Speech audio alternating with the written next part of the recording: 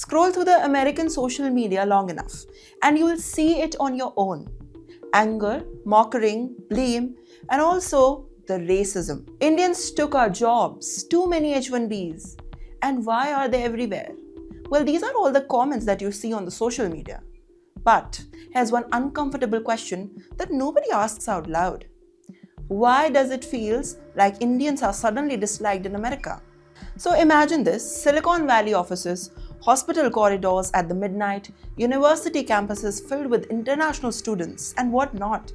In many of these places, one group stands out: Indians. And the visibility changes every single thing. Let me tell you that Indians are no longer visible immigrants. They are the companies, they lead the teams, and they sit at the top, at the cream levels. Indian origin CEO, head, Microsoft, IBM, Adobe, and whatnot. Indians are dominating tech, medicine, engineering, research. Indian students are among the largest international groups on the US campuses. Success brings the respect, but it also brings the resentment, especially during the economic stress. When layoffs hit, inflation rises, or the jobs feel scarce, people look for some to blame. And the most visible group becomes the easiest target, which is, we all know, that's Indians. History has seen it before. Jews in France, Chinese immigrants in the railroads, Irish workers in the factories. Different eras, but the same pattern. This is where the tension explodes. Too many Americans' H1B visas feel like a threat. Well, the belief is simple and they're often not wrong. Indians are taking the American jobs, but the reality? Companies hire skilled workers because they can't find enough talent locally, or maybe because the global competition demands it. Not nuance doesn't survive fear. During the layoffs, Indians in tech became the face of the job insecurity, not because they cause it, but because they are visible. The anger isn't really about the Indians, it's about the uncertainty. Now comes something quieter, but just as powerful: culture. Many Indians arrive in the America focused on the survival. They work for long hours, they network less socially, they stick close to their communities, they speak their native languages in public as well. To the outsiders, it can look like arrogance, isolation, refusal to integrate, and much more. But for the immigrants, it's often a fear.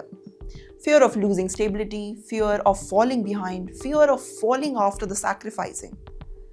But what looks at a distance is often pressure.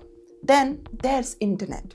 Accents mocked, food ridiculed, hygiene myths recycled, and also arranged marriages turn into the punchlines. What's shocking isn't that it exists, how we accept it. Anti-Indian racism, often treated as harmless humor, as punching up, or maybe as a normal joke, but it is serious enough to matter. But humiliation, repeated often enough, becomes dehumanization. And dehumanization always has a consequence.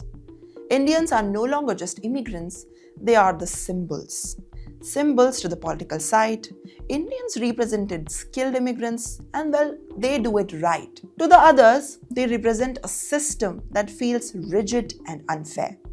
So, Indians to pull into a political war, they start there. And they don't control it either.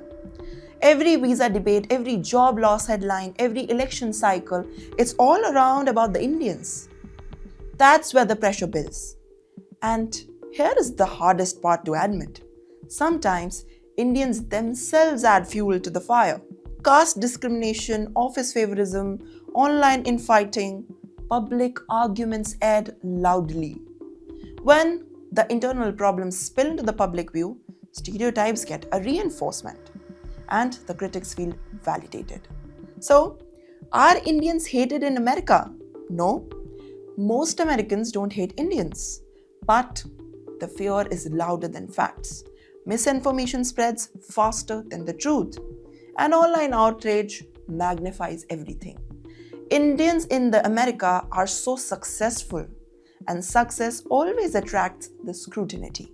The real challenge ahead isn't just fighting the hate, it's learning how to be visible without being isolated, confident without being defensive, and integrated without losing the identity. that balance is still being figured out. And maybe the real question isn't why Indians are hated.